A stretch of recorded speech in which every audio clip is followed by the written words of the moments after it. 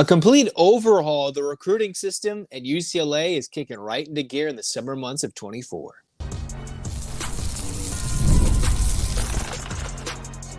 You are Locked On UCLA, your daily podcast on the UCLA Bruins. Part of the Locked On Podcast Network, your team every day.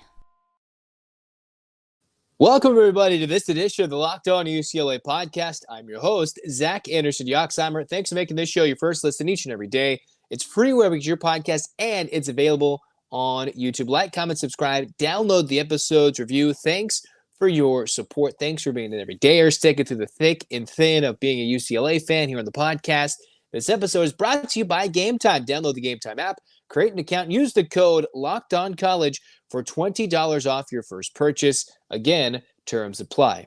Terms also apply, it seemed like, to the day and age in which UCLA had been recruiting under previous head coach Chip Kelly. And I've talked about this recently, but after reading a little bit more from how devastatingly bad it was under the LA Times article, well written by Ben Bolch, and how the new wave, new age of recruiting has hit UCLA, where they're not just exclusively looking at the transfer portal, it has made significant impact for what this class of 25 is looking like. 24 is already just picking pieces and trying to shove them into parts and hope they work and make sure UCLA is a competitive roster in 24 with what they lost, be the draft, maybe a couple portal guys, graduation.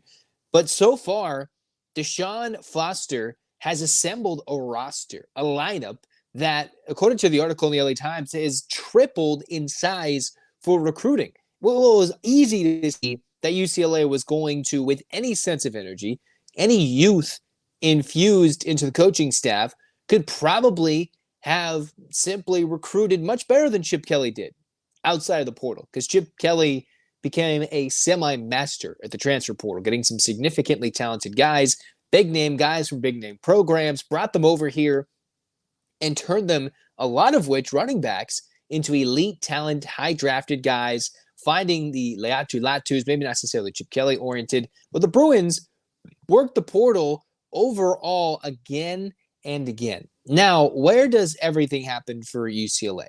Now, it's going into high school recruiting. You look at the class of 25, the month of June has come to a close, 14 hard commits, half of those coming in June, more than half of those, close to 10, coming through the middle of the month of May, all of June, and UCLA has brought forth a completely new energy. And if you read all these different outlets, the 24/7, whether you're seeing the Blitz, the On, anything, right? Rivals, On 3, you're going to see the same thing as also written in the LA Times article, whether you're listening to Greg Biggins, whoever it might be.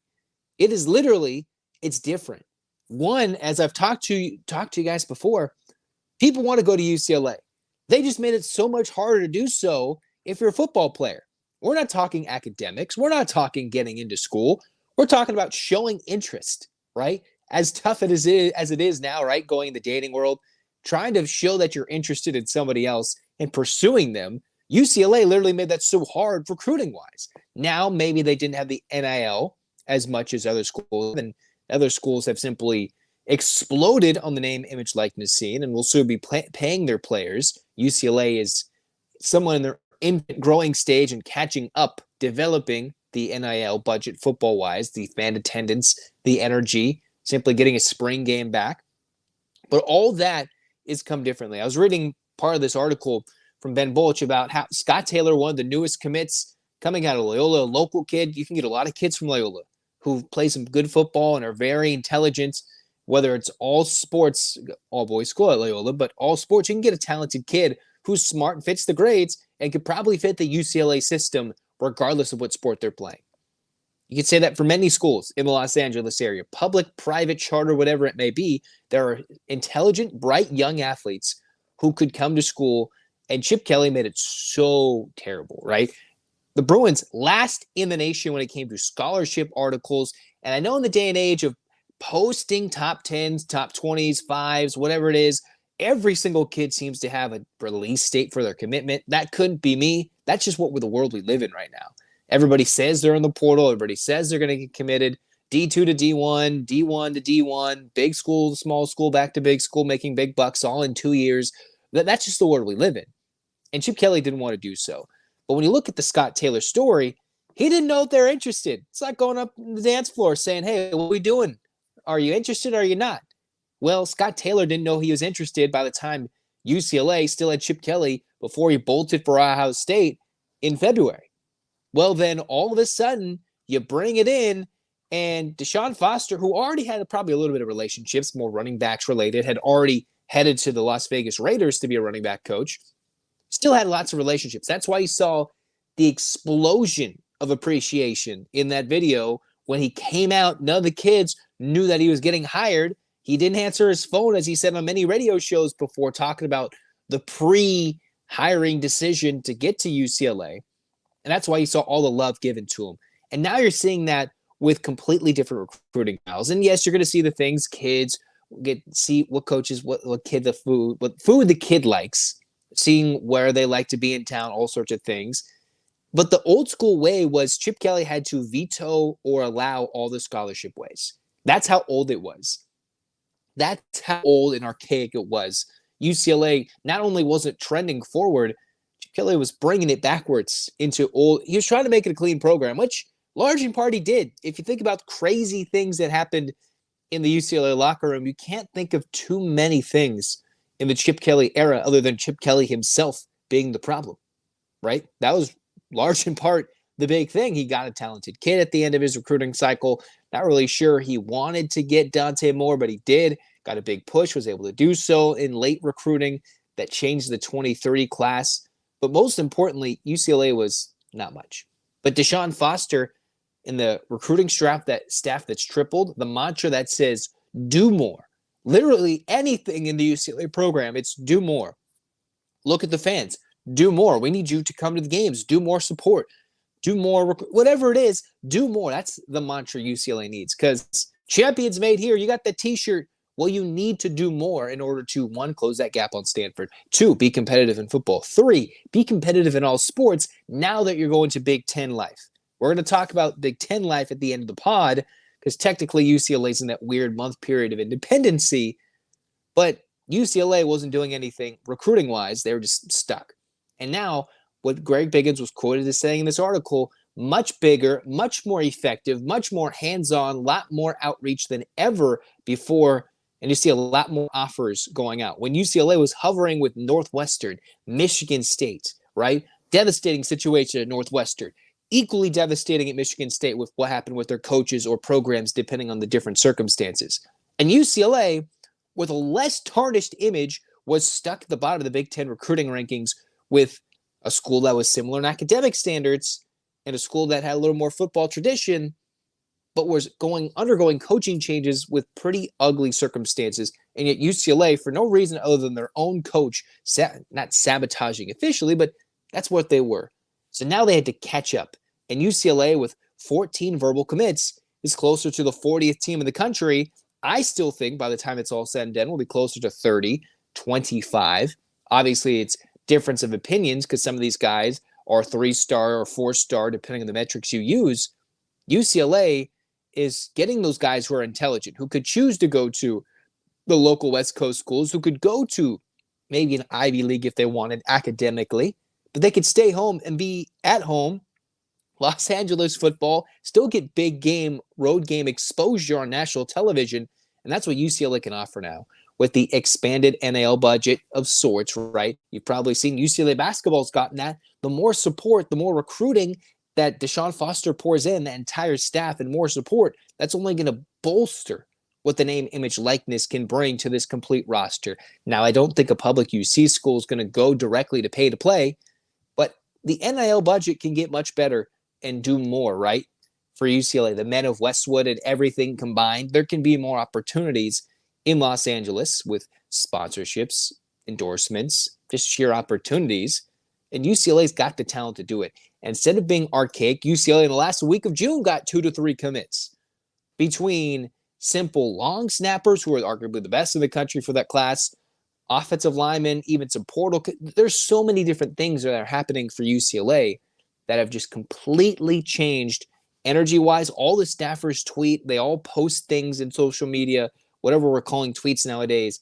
It's different than what it used to be with like the Ethan Young days. One thing which was fun, there's no approving every offer. It's they see who fits, they find it out, they bring them in, and if they're in UCLA's circle, hopefully more often than not, they're about to press the UCLA button into the commit. That doesn't always happen. Kids change their mind. Money offers get made much bigger, but still UCLA, by the time they're done visiting, unofficially or officially, the Bruins are in the game, and kids aren't left in the dust as to, are they interested? Walk up to the dance floor. No, you know they're interested. You know what's going to happen. Now it's just a matter of choice. And that's much better than what it used to be. Much better. Now, didn't UCLA baseball used to be much better? Decade plus since they've won a national championship in one of their worst years in almost 20 years? What's going on with John Savage's program? Let's talk about that next on Locked On UCLA.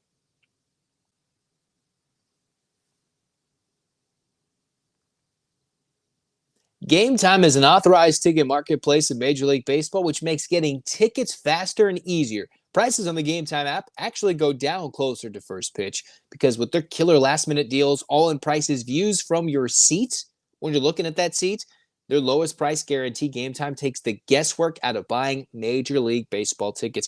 Heck, the All-Star Game's coming up. Maybe you want to go see a home run derby. I know it's Ohtani-less, but the home run derby, new players, new format, All-Star Game, big games are, hey, we're UCLA, Locked On UCLA. Look at the local talent that there is. Big Dodger fan, Gametime. You want to go to those high-profile events and Major League Baseball, Gametime is the place to do it. Close to 60% off buying last-minute tickets for sports, theater, concerts, comedy. Sometimes I'm a comedy man. Go do it and do it with Gametime. With all-in pricing, no surprise fees at checkout. Take the guesswork out of buying MLB tickets with Gametime. Download the app, create an account. Locked On College is your code for $20 off your first purchase. Terms apply. Create your account. Use the code Locked On College, LOCKEDONCOLLEGE. Locked On College for $20 off. Download Gametime today. Last minute tickets, lowest price guaranteed.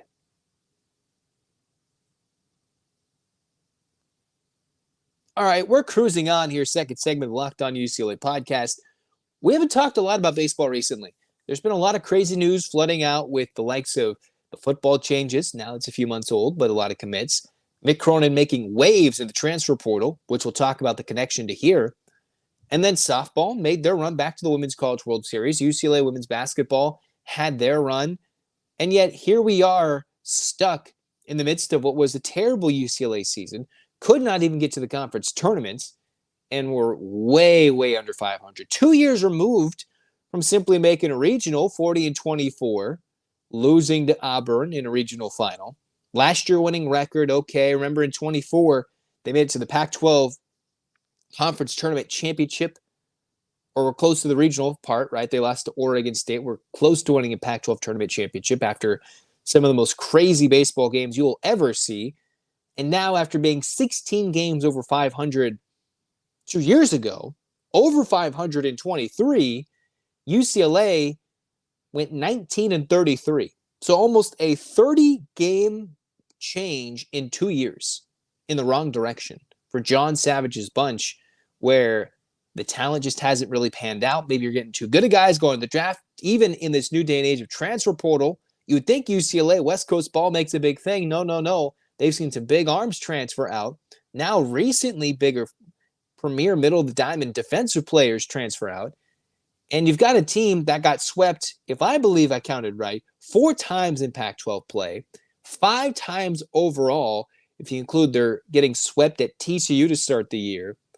And then all of a sudden, UCLA had nothing to show for it. 4-20 on the road, 9-21 in Pac-12 play. That is just that's awful. There's no other way to put it. That's awful. And now, if you read how the Daily Bruin put it, with John Savage talking about, yes, they've had injuries. Their only healthy left-handed pitchers included walk-on players from the club baseball team.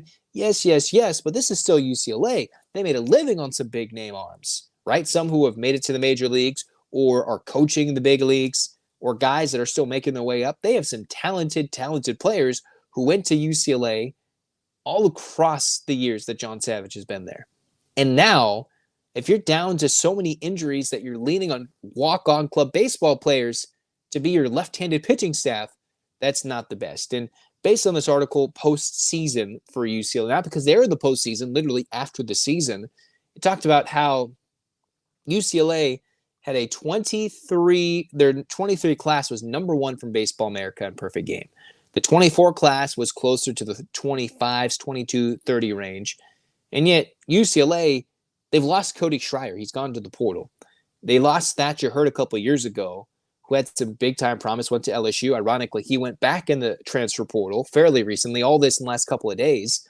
So you're missing your top-of-the-order kid. You're missing Thatcher Hurd, who was really good, got hurt, went to LSU, maybe didn't put the same numbers, but that's a big arm UCLA could love.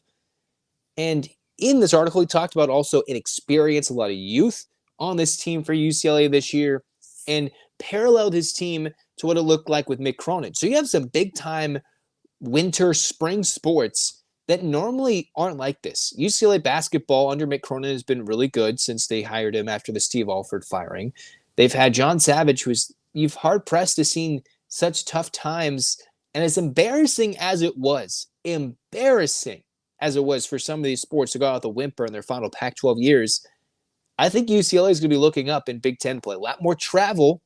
Midweeks will look different in 25 than they will in 24. In traveling in conference tournaments, conference games, I think will be semi-competitive than they were in Pac-12 play with teams really good week in and week out. Although you still can't go 9-21 in a big conference and expect to leapfrog every single team, close to 17 teams in the Big Ten conference. You're not going to play them all, but I tell you, you're not going to be better than all of them with what UCLA put on the field. So far, UCLA, they're going to have to hit the portal. And John Savage didn't commit to hitting the portal hard. He didn't want to bring a lot of new guys. But you're seeing these new coaches, right? Even coaches who are coaching on teams that played in the national championship game, the final game of the season, like Jim Schlossnagle going to Tennessee, a team who we beat, Texas. He lost to Tennessee, but with Texas A&M, you see him leaving to Texas. You're seeing the Texas A&M coach coming, guys to the portal. You're seeing the Washington coach leave, right? You're seeing all sorts of crazy things, all that, the domino effect. Everything up and down the West Coast, down to the South, everything going crazy. Now, if you're missing your freshman All-American shortstop who's in the portal, didn't have the best of years, I know, after injury and things not panning out in his junior year, you could go out and get a Cam Clayton, who was, at the recording of this podcast, not committed, just in the portal. Solid numbers offensively, much better than Cody Schreier, decent defensively. You've got the likes of the starting Washington second baseman who hit over 300, a couple of bombs, some knocks, RBIs. So you get a starting middle infielder by just raiding the Washington Huskies, who went into the portal because they have a new head coaching situation. Obviously, the MLB draft will be a big part of this, and the undrafted free agent process, because junior baseball players or eligible draftees and signees for Major League Baseball have their best chance to get their best offer as opposed to going back for their senior year. There's Anthony Ianson from UC San Diego, their Friday night kid. You could throw that in the UCLA rotation and make a completely different team, or just add him to the bullpen, whatever it may be. Have him get a similar UC education, similar calendar, probably similar scholarship, or whatever it may be in education. Those are guys just on the West Coast you can go to replace some of these talented players. Yet, UCLA's hoping for the likes of a couple of guys who left. You saw Thatcher Hurd, Gage Jump, both leaving the LSU. They're going to throw lots of money, those SEC schools, at the UCLA players, because UCLA is not going to be paying players to go to UCLA. And soon enough, every SEC player or big-name baseball program or Olympic sport will be all scholarship offers, all being played. You might even see rowing turn into being paid to literally row. That's what we're getting to at different schools, right, for different sports. You're going to get paid to go there. Quality college experience in most cases, but UCLA is just not going to be able to pay to play these guys. And yet, UCLA is hoping that this 24 class can be extremely efficient. They're hoping the likes of a modern-day product, Wyland Moss, can make it through the low 90s fastball. They've got a big-name pitcher who is supposed to be coming, if he doesn't get drafted, Ethan Schielfben, a top 50 pitching recruit, the first time since those guys, Gage Jump and Thatcher Hurd, if he doesn't get drafted. So you're hoping a lot of this is you swing so hard for the fences in baseball recruiting, but you also have to make sure that these guys don't jump too early to the major league draft and get drafted at a high school and leave your One, team depleted of high school talent that needs to develop. Two, not be so ruggedly tough on pushing away the transfer portal while your team is losing guys in the portal who are talented and could develop. And three, something's going wrong here if UCLA can't hit at home, if they can't win on the road. 4-20 on the road is not acceptable, even with a young team with lots of injuries. It doesn't matter. The Bruins have to be better. Now, you can have a terrible year. It's okay. We saw this with UCLA. A lot of either early postseason exits, some unfortunate seasons overall when there is a lot of ample opportunity for success in different sports, some returning to glory. Yet here we are discussing what's going on with UCLA. A recruiting class that didn't look as good as it was a couple years ago, going to a conference that I don't think is as good bottom baseball. It is not top to bottom as good as the Pac-12 is baseball. It's just not. West Coast baseball is forgotten about, and I think still will reign supreme over Midwest baseball in literally the part of the country, even though it doesn't host it for the most part, in the part of the country where the College World Series is, in Omaha, Nebraska. Kind of hugging around when you're going to go to Lincoln, go to Minnesota. You're going to go around that part of the country where you're sniffing Omaha, but the Bruins haven't done that in a while. And to do so, they've got to put a better product in the field, hit better, play better defense, literally just all the fundamentals, and just keep your guys better in the portal. He alluded in this Daily Bruin article about John Savage talking about, hey, that I'm not going to go directly for the portal. But it's crazy. I've literally seen on my timeline last few days because I do love college baseball. I love the College World Series. It's arguably the best postseason event, championship-wise, of all the events. That includes the Rose Bowl, probably a national championship football game. The Final Four, which I've been to as well. Been very blessed to see those things in person. College World Series is is an amazing event.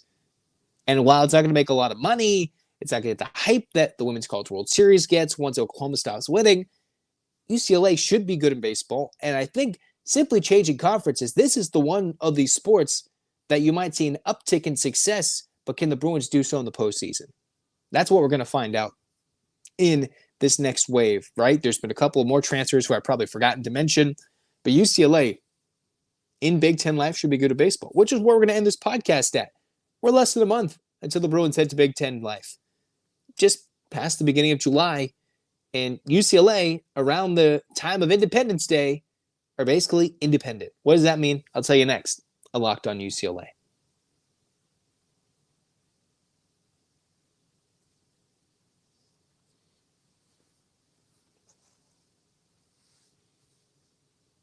So, as we rumble on to the third segment of the Locked On UCLA podcast, if you look on the Pac-12 website, there are no remnants of any Pac-12 school other than the likes of Oregon State and Washington State.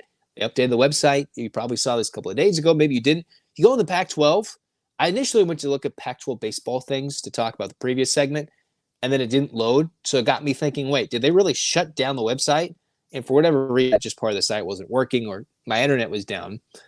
But the Pac-12 site has been updated. It does not include anything other news, schedules, stats, stories about Oregon State, Washington State. You could laugh about how the Pac-12 is talking about they're on the CW with the likes of Oregon State and Washington State in Mountain West football, or whatever the new Mountain West football agreement will look like, because it always seems to change these new conference realignment or TV network deals. But UCLA technically is in this weird middle grounds. It's not really, but it's fun to joke about it. 4th of July, Independence Day means very different things, but Independence Day is here, whether you like the movie, the holiday, anything in between, maybe you're patriotic. Independence Day, UCLA is technically a month of an independent because the Pac-12 has said, we're dead. The network's gone offline TV-wise, and then you've got them booted off the website. They do not exist, as do the rest of the Pac-12 former members. And now UCLA is an independent for a month. What does that mean? It means this next month, what Martin Germain's already had to do is already come out saying what people have already done research for. UCLA has to commit more resources. One, to the traveling, to the student athlete, to the NIL budget, to maybe paying a player once. Who knows if that's going to happen in the future based on the court cases right now, if that will ever come to UCLA. Paying Cal. But unless you're on different social media sites, you might have seen a graphic tweeted out by an LA Times reporter, high school-wise, Eric Sondheimer, where I saw this and was recently talked about with the family. Hey, UCLA technically made less revenue than Cal did in the most recent sports season. That's their athletic department revenue. So while if you debate profit, deficit, all these things, technically Cal made more profit. So the UCLA Bruins are also going to have to pay an ACC-bound team in Cal more money over the next few years, possibly more, for revenue. So you got a lot of things working while you're trying to deal with new conferences, new conference tournaments. Where are they going to host those tournaments? Where can they get on the West Coast once every 4 years, as opposed to going to New York, like Big Ten one time hosted their conference tournament in Madison Square, or going to Indianapolis every year, right? Make those East Coast schools and those Midwest teams come out west to Vegas once or twice. So what is it going to mean for UCLA? Well, looking now, there's not a lot of hype for the UCLA football team as much as I want to do it. You see the national prognosticators, 4.5, 5.5. I've seen the win total. See basketball slowly moving down those preseason rankings. I talked about that in the most recent pod. I think UCLA certainly has the opportunity to be a top 10 team, at least preseason Elite 8 good, as opposed to the 5 or 4 seed that projected right now in certain models, whether it's Joe Lunardi or others. I think UCLA is being slept on. And as I just talked about last segment, some sports are going to see an uptick in success. While it's going to be a grind to play women's basketball against USC still every year, I still think it's going to be a premium conference for UCLA to be dominant in years to come. And there are teams in the Big Ten, but other than their local rival, who they're probably going to play forever, UCLA has an opportunity to still get better in the women's basketballs, in the baseball. I think they can certainly be dominant, although it's a little tougher in softball than it is in baseball. You've got the likes of football, which will be a new challenge, and a lot of other sports that will have lots of enduring challenges. And while we want to talk about how the UCLA, Stanford, SC, Cal rivalries are dead, you're still going to have your local sports like the men's water polo, the women's water polo, right? The men's volleyball, the beach volleyballs, which is still super tough to play in, and those championships will be coming to Southern California pretty soon. I think in the next year, but I could be wrong. You're still going to have relationships with these local NorCal schools or West Coast schools, because Washington and Oregon coming with UCLA and SC. But it's a new day and age of college sports, which is still bound to change. But we have to remember the good thing for UCLA, even if you don't fully support the move, and I'm not entirely sure everyone in UCLA fandom or athletics, I can't quote the athletics part, but I'm pretty sure not everybody is fully in support of the idea that the Pac-12 is dead. I think we're all sad. I'm certainly sad. But UCLA got out at the right time. That is the big crystal ball here. They got out at the right time. Yes, Texas and Oklahoma, they're SEC bound, whatever. UCLA's not an official Big Ten member until August 2nd, 2024. They got out at the right time, got the maximum, the premium deal, the TV rights deal. They're not getting what Oregon and Washington got, although I think Washington's doing just fine for money. And Oregon, we know, is not hurting for money with their budget, with all the Nike money. All these other schools going to the Big 12, they're getting barely scraps on the bone for money in those TV rights deals. You're seeing the other ACC schools in Cal and Stanford. They're getting scraps on the bone. That's the joke why UCLA has to pay the alimony. Yet UCLA and with USC, that tandem, they're going to get so much more out of the exposure. One would hope they're going to get so much more in the media rights deal money, which might not exactly translate to big dollars tomorrow or August 2nd. That's not how it's going to play out. But hopefully by the time maybe things start changing again, UCLA will be much richer monetarily, and they hopefully put this in the right areas that can make them an even more elite athletic program. Put them as the number one public university, add that to athletics again, try to catch Stanford for most national championships across all sports, because UCLA's in second, it needs to catch up to the Cardinal, and make sure in some of the top sports too, we all know there's different big things that have made this change happen. It's literally college football, college basketball, no other reason. Almost 85% of it college football and the money that is made from it. Can UCLA compete in those big sports? And hopefully it trickles down to success monetarily, fiscally, athlete-wise, scholarships, opportunities, facilities, all of that together into what a Big Ten program is supposed to be like. What UCLA, I think, should look like. Not just a poor UC school, yada, yada. No. They can turn this into something good, and I think they can. But we're a month away. Hit your thoughts in the comments. The month, what do you want to see happen in UCLA's first season in the Big Ten in a realistic standard? Not like, oh, they're going to go win a conference championship in every sport. What do you think? What do you want to have happen? Where do you think UCLA can succeed? And what are areas of concern? All things that I talk about and digest with the month leading in to Big Ten membership. We'll talk about that and all the more things about UCLA basketball, football, and more on the Locked On UCLA podcast. Subscribe, download. Thanks for your support. This has been Locked On UCLA. Get your hands up, UCLA fans. 8 clap time, baby. And 1, 2, 3, 4, 5, 6, 7, 8. UCLA. UCLA, fight, fight, fight. This has been Locked On UCLA. Zach signing off.